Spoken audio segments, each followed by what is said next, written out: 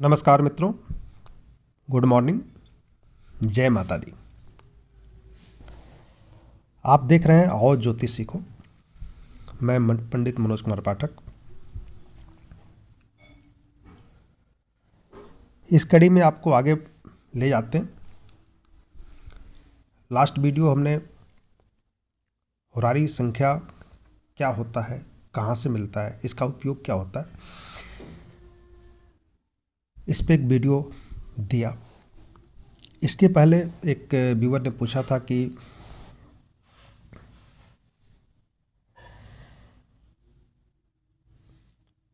यदि हमारा जन्म गांव में हो तो हम अपने बर्थ प्लेस को कैसे डालें एस्ट्रोसेज में। यह भी आप लोगों को बताया गया। इन दोनों का लिंक आपको नीचे दे दिया जाएगा। आगे बढ़ने से पहले मैं चाहूँगा कि आप लोग इसे लाइक एंड सब्सक्राइब कर दीजिए। सब्सक्राइब किए रहेंगे तो जो भी वीडियो हम डालेंगे वो आपको तुरंत मिलेगा। जो मैं क्लास देता हूँ अपने मित्रों को, उसका भी वीडियो जो है एडिट करके धीरे धीरे डाला जा रहा है, और वो वीडियो भी आपको देखेंगे तो नीचे हमारे जो है आओ ज्योतिष सीखो की श्रृंखला में मिलेगा।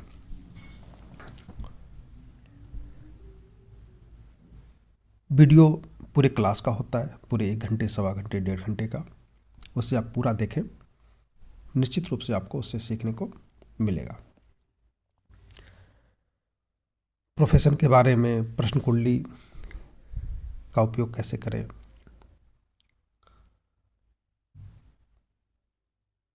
अगर जन्म कुंडली नहीं हो तो प्रश्न कुंडली का उपयोग तो जरूरी हो जाता है। जन्म कुंडली है तो भी जो है आप जो है अपने प्रश्नों का उत्तर कैसे पा सकते हैं, प्रोफेशन के बारे में, नौकरी के बारे में, व्यवसाय के बारे में, शादी इत्यादि कब होगी उसको हम कैसे देखते हैं।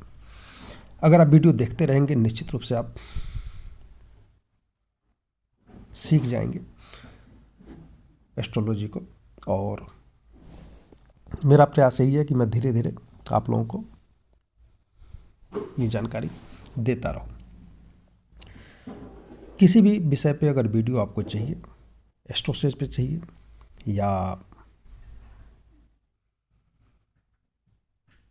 सॉफ्टवेयर पे चाहिए, एस्ट्रो सॉफ्टवेयर पे जो लैपटॉप पे मिलता है, जिस भी माध्यम से चाहिए आप मुझे बता दीजिए। मेरे पास हज़ारों वीडियो पड़े हैं, क्योंकि क्लासेज जो है हज़ारों हो चुके हैं।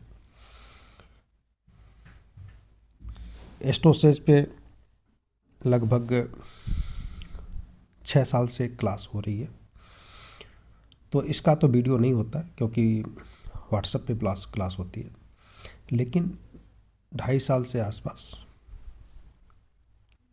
जूम पे क्लासेज हो रहे हैं और उसके वीडियो हमारे पास होते हैं। तो जिस भी विषय पे आप कहेंगे वो वीडियो आप लोगों को दे देंगे। बाकी मैं अपने हिसाब से धीरे धीरे करके पोस्ट कर रहा हूँ।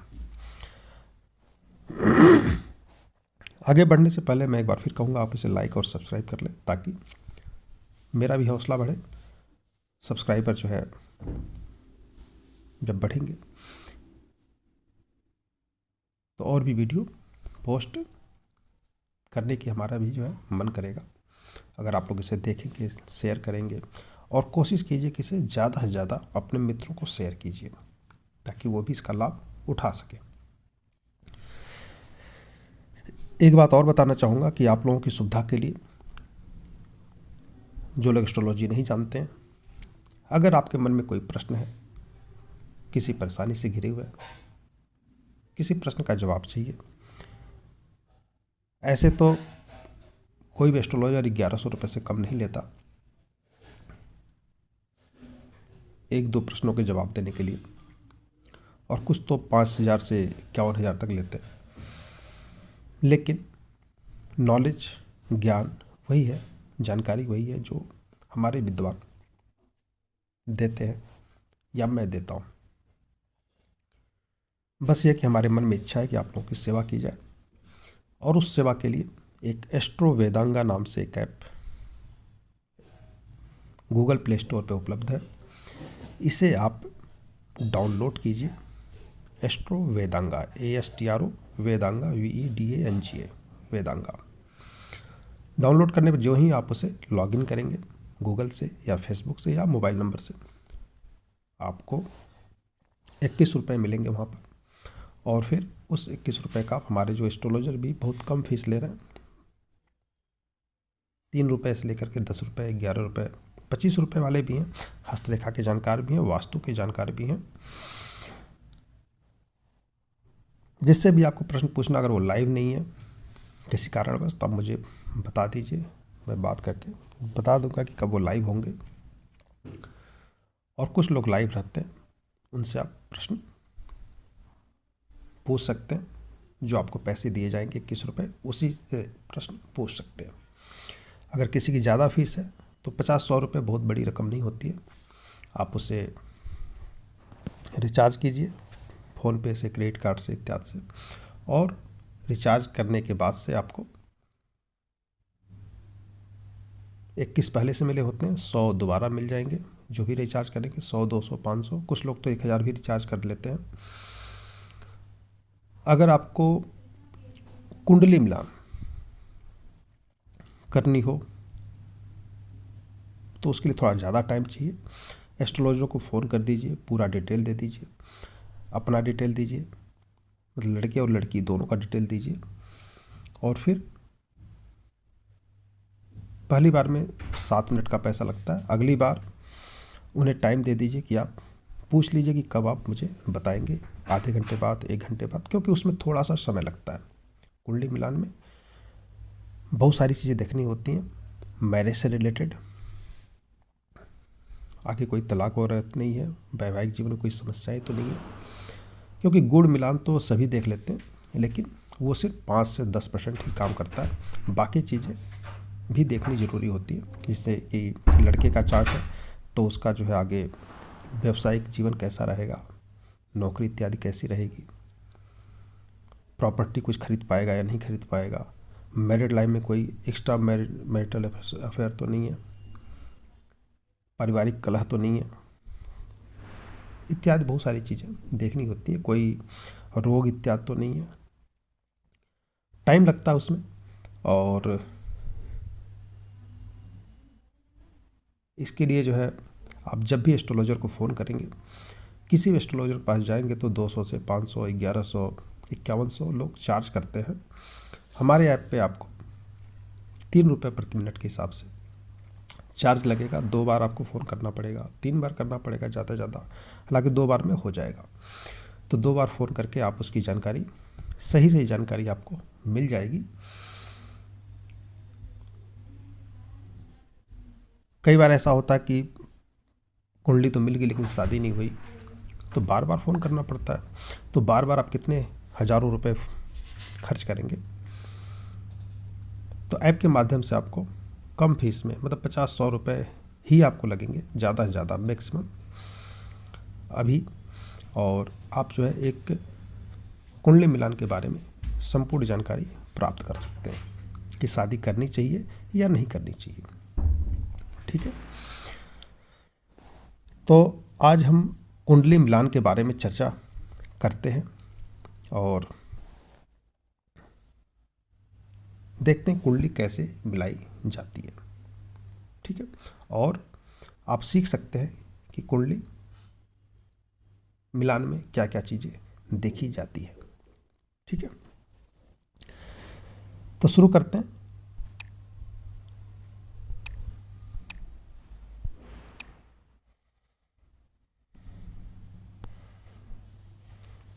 जिस भी जातक जातिका की कुंडली आपस में मिलान करनी हो, उसका डिटेल हमारे पास होना चाहिए, जन्म डेट, जन्म टाइम और बर्थ प्लेस। ठीक है, तो मान लीजिए लड़के की कुंडली पहले हम उठाते हैं और इनका नाम जो है देवेंद्र है।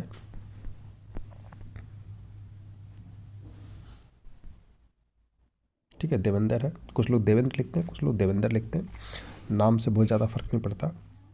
मान लीजिए उनका जन्म जो है 2 अक्टूबर 1994 है। ठीक है, टाइम हम ही टाइम ले लेते हैं चूँकि सीखना है, और प्लेस दिल्ली का ले लेते हैं, और ये कुंडली बनके तैयार हो जाती है। फिर हम सेकेंड चार्ट लेंगे।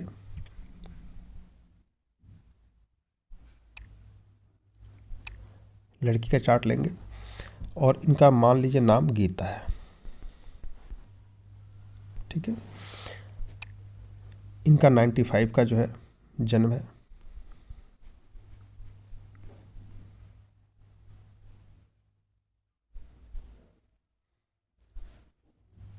7 जून 1996 ले लेते हैं। और प्लेस जो है दिल्ली ले लेते हैं। और हमें यहाँ पे स्त्री डालना जरूरी है। कुंडली बनके तैयार हो गई। अब फिर हम जाएंगे 3 लाइन जो ऊपर है, हम होम पे जाएंगे और कुंडली मिलान, ठीक है। हम यहाँ भी टाइम प्लेस डाल सकते हैं, लेकिन क्या होता है कि कई बार हमारे पास लड़के का चार्ट तो पहले से होता है, लड़की का हमें बाद में लेना होता है, तो हमें लड़की का चार्ट पहले बनाना पड़ेगा, या फिर हम यहाँ से भी चूज करते हैं। अब यहाँ देखिए कि लड़के का चार्ट ऊपर हम टच करेंगे तो देवेंद्र आ गया, लड़की के चार्ट के लिए टच करेंगे गीता, ठीक है। अगर आप वहाँ पे मेल फीमेल चूज नहीं किए रहेंगे, स्त्री पुरुष चेंज, तो फिर वहाँ पर पकड़ेगा नहीं है, ठीक है। इसका ध्यान रखिएगा। और फिर मिलान दिखाएं। कुंडली में मिलान हो गया 19 गुण। विद्वानों का मत है कि 18 गुण से ज़्यादा अगर बनता है तो फिर कुंडली मैच हो जाती है। और आप लोग बस इतना ही देख पाते हैं अगर एस्ट्रोलॉजी की जानकारी नहीं है तो। नीचे लिख दिया कि अब विवाह श्रेयकर है, ठीक है। आप शादी कर लेते हैं, लेकिन कई बार समस्याएं होती हैं शादी के बाद। प्रेम विवाह वाले खास करके ये सब कुंडली का यूज करते हैं और किसी से राय नहीं लेते। तो हम आगे बढ़ते हैं। गुण मिलान परिणाम विस्तार से। यहाँ पर मैत्री 5 में 5 मिल रहा है, बढ़िया माना गया। और नाड़ी 8 में से 8 मिल रहा है, जो हेल्थ के हिसाब से अच्छा माना जाता है, जरूरी है, ये भी मिल रहा है। भकुट नहीं मिल रहा है, प्रेम का अभाव है। पति पत्नी में प्रेम होना जरूरी है,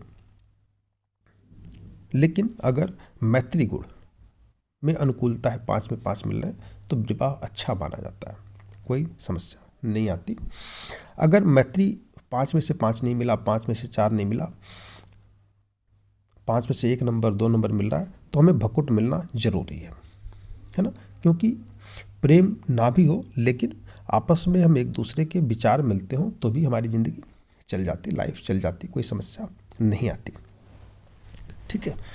तो हमें इसका विशेष ध्यान रखना कि मैत्री, ग्रहों की मैत्री और भकुट में से कोई एक मिलना जरूरी है, और नाड़ी मिलना जरूरी है, ठीक है। क्योंकि नाड़ी दोष होने पे हेल्थ संबंधी समस्या आती है,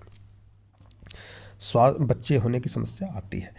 कई बार नाड़ी नहीं भी मिलता, 8 के 8 गुण नहीं मिलते, 8 के 0 मिलते हैं, तो भी शादी की जा सकती है ना, शादी की जा सकती है। लेकिन वहाँ पर हम एक अलग से चर्चा करेंगे कि किन परिस्थितियों में हम नाड़ी के नंबर नहीं मिलने पर शादी कैसे करते हैं। अगर इसमें बनाएंगे थोड़ा विस्तार हो जाएगा, तो इसको हम थोड़ा शॉर्ट में लेके चलते हैं, आगे बढ़ते हैं। ये पढ़ने की ज़रूरत मुझे नहीं है, आप लोग इसे पढ़ सकते हैं, ठीक है।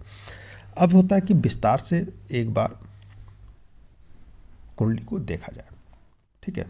तो मोटा मोटी मैं एक बार आप लोगों को समझा देता हूँ। 14 मिनट की वीडियो हो चुकी है। लड़के का जो विवरण है, अगर लड़का हमारी तरफ से है तो हमें लड़की का चार्ट ध्यान से देखना चाहिए, ठीक है। और लड़की हमारी तरफ से है तो लड़के का चार्ट ध्यान से देखना चाहिए। चलिए हम पहले लड़के का चार्ट देख लेते हैं। देवेंद्र जी का चार्ट देख लेते हैं। यहाँ पे धनु लग्न है और विवाह के लिए चार्ट देखा जा रहा है, तो सबसे पहले सप्तम भाव पर हम विचार करेंगे। सप्तम भाव का स्वामी जो है 10वीं में बैठा है। ऐसे लोगों का विवाह बहुत लेट होता है, लेकिन ऐसे लोग अपने कर्म के प्रति काफ़ी जागरूक होते हैं। नौकरी मिलेगी तभी शादी करेंगे, कुछ विशेष पोजीशन पे पहुंच जाएंगे तभी शादी करेंगे, इस तरह का विचार इनके लोगों में मन में होता है, और फिर शादी लेट होती है, ठीक है। तो अगर 94 का जन्म है, 26 साल की उम्र हो चुकी है, शादी ढूंढ रहे हैं, तो कहीं न कहीं मन में शादी की बात होगी, लेकिन शादी थोड़ी सी लेट होती है। और आगे बढ़ते हैं। लग्नेश गुरु 11वें भाव में है। निश्चित रूप से ऐसे लोग अपने बारे में पहले सोचते हैं, दूसरे के बारे में बाद में सोचते हैं, और हमेशा जो है अपने कुछ मुझे मिलना चाहिए तभी वो कोई काम करते हैं, इस तरह के विचार मन में होते हैं। मैरिज के बारे में विचार करना है तो शुक्र को ध्यान में रखना चाहिए, और शुक्र 11 भाव में है। निश्चित रूप से एक अच्छा माना जाता है, लेकिन अस्त नहीं होना चाहिए। सूर्य के साथ यहाँ पर 16-16 डिग्री का है, और यहाँ पर सूर्य के साथ शुक्र अस्त हो गया है, और फिर मैरिज होने में समस्या आती है, रिश्ता आता है, टूट जाता है, बात बनती नहीं है।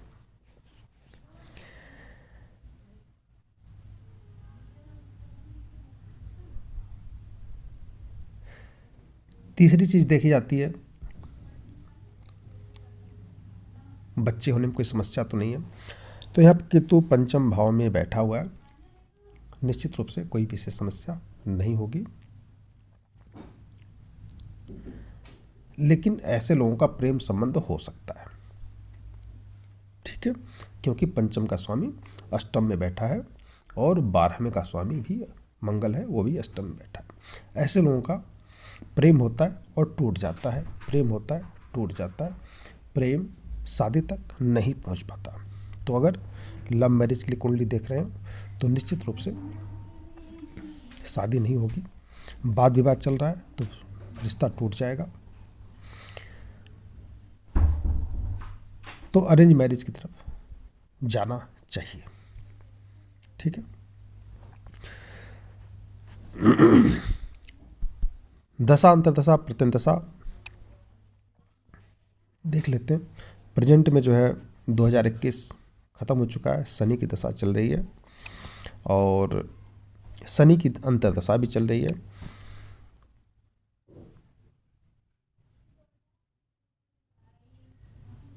बुध की प्रत्यंत दशा है, तो हम थोड़ा और आगे जाएंगे। शनि शनि बुध केतु शुक्र ये सब देख लेंगे। तो शनि शनि क्या कहता है? शनि कहता है कि 1 3 4 5 6 7 8 10 11 12, यहाँ पे 10 11 आ गया, 6 8 12 भी है। तो 10 11 अगर है तो 6 8 12 भी है, तो वो बहुत बड़ी समस्या नहीं होगी। जो भी समस्या आएंगी अपने आप टलती चली जाएंगी। 6 के साथ 10 11 भी है, तो जॉब में भी बहुत बड़ी समस्या नहीं आएगी। 5 8 12 5 8 12 भी है, 7 8 12 भी है, लेकिन 10 11 भी है। तो जो भी समस्या आएंगी अपने आप धीरे धीरे खत्म हो जाएंगी, कोई बहुत बड़ी समस्या नहीं है। मैरिज संबंधी बात चल रही है तो शुक्र को देखना जरूरी है, और शुक्र यहाँ पर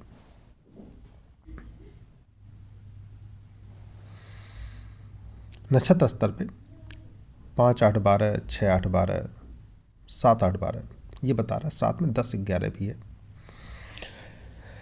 सबलाट स्तर पे ही शुक्र है, शुक्र अपने ही शुक्र का सबलाट जो है शुक्र है, ये 6 10 बता रहा है। ऐसे लोगों का विवाह काफ़ी लेट होता है ना।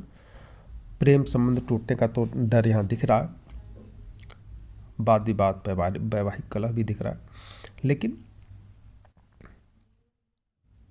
6 10 वैवाहिक कलह बताता है, क्योंकि 5 8 12 के साथ 6 8 12 के साथ है। तो लड़की का चार्ट अगर है, नहीं लड़की अपनी तरफ की है, और ये लड़का जो है आप देख रहे हैं जिससे शादी करनी है, तो निश्चित रूप से इसको इग्नोर करना चाहिए, क्योंकि जैसा कि मैंने पहले बताया ये सिर्फ अपने बारे में सोचेंगे, अपने बारे में विचार करेंगे। हाँ जॉब वगैरह तो होगा, लेकिन पारिवारिक सुख के लिए जो मानसिक संतुष्टि मिलती है वहाँ प्रेम होना भी ज़रूरी है। यहाँ पे 5 8 12 7 8 12 जो बताता है, ये कहीं न कहीं आपको इनका संबंध अपने परिवार से, अपनी पत्नी से अलग भी चलता रहेगा, पूरी लाइफ चलेगा। खास करके शनि में भी है ये, और शुक्र में भी है, दशा में तो है ही, शुक्र में भी है। और लग्नेश गुरु है जिसमें 1 6 10 पूरी तरह से है। 6 10 आपके व्यवसायिक जीवन को, आपके जॉब लाइफ को, आपके नौकरी को तो अच्छा बनाता है। बहुत रास्ते में परेशानियां भी आती हैं, लेकिन जॉब चलता रहता है, पैसे आते रहते हैं। लेकिन पत्नी के लिए एक विशेष प्रकार का सुख चाहिए जो इनको मिलता रहेगा, लेकिन अपने परिवार से अलग भी एक संबंध इनका बना रहेगा, जिसका अगर पता चलता है तो परिवार को दुख होता है, पत्नी को दुख होता है, और फिर समस्याएं बनेंगी। पैसा चाहे कितना भी ज़्यादा हो, भौतिक सुख चाहे कितना भी ज़्यादा हो, लेकिन मैरिड लाइफ में ये सब समस्याएं नहीं होनी चाहिए, तो इसको इग्नोर करना चाहिए। अगर बहुत ज़्यादा ज़रूरी हो तो पैसे रुपए की कमी नहीं होनी इनको, नौकरी अच्छी है और शादी की जा सकती है ना। लेकिन अगर इन सब चीज़ों के बारे में विचार करना है कि भाई समस्या आ सकती है, उसको झेलने के लिए सावधान अगर आप हैं, सावधानी से अगर परिवार को आगे बढ़ा सकते हैं, प्रेम से आगे बढ़ा सकते हैं, और शायद ऐसी कोई समस्या है तो उसको भी आप उसे स्वीकार कर लेंगे, तो निश्चित रूप से शादी आप कर सकते हैं। लेकिन अगर मैं कहूँगा तो अगर मेरे पास कोई चार्ट आएगा, मैंने कहा कि इसको इग्नोर कीजिए। हो सकता है कि 5 8 12 7 8 12 वाले चार्ट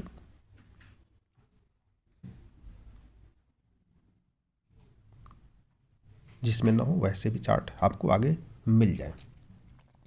धनु लग्न है तो एनर्जी वाला लग्न है, अग्नि तत्व है, और वहाँ पे 5 8 12 7 8 12 निश्चित रूप से अपना काम दिखाएगा, अपना असर दिखाएगा, और मैरिड लाइफ में डिस्टर्बेंस रहेगा। ऐसा नहीं कि वो आपसे प्रेम नहीं करेंगे, लेकिन लड़ाई झगड़े, वाद विवाद भी काफ़ी रहेंगे। ठीक है, तो इसे इग्नोर करना चाहिए। ये 50-50 चार्ट है ना, 50-50 चार्ट है। कुछ संस्कार भी होते हैं माता पिता के, वो संस्कार भी काम करते हैं, लेकिन ये सब समस्याएं भी रहेंगी, और इग्नोर कर सके तो ज़्यादा अच्छा है। ठीक है, तो इस तरह से हम चार्ट को हम देख सकते हैं और प्रेडिक्शन दे सकते हैं, या फिर कुंडली हमें ये शादी लायक कुंडली है या नहीं है, ये लड़का शादी लायक है या नहीं है, इस पे हम विचार कर सकते हैं। पैसा रुपया अगर सब कुछ है तो फिर आप शादी कर सकते हैं। अगर पैसा रुपया सेकंड नंबर पे आता है तो फिर आप इसे इग्नोर करना चाहिए। ठीक है, तो इस वीडियो के लिए इतना ही। अगले चार्ट में हम लड़की का चार्ट कैसे देखेंगे, ऐसे वीडियो आपको लेकर आएंगे, कुंडली मिलान में उसका क्या योगदान है। ठीक है, धन्यवाद।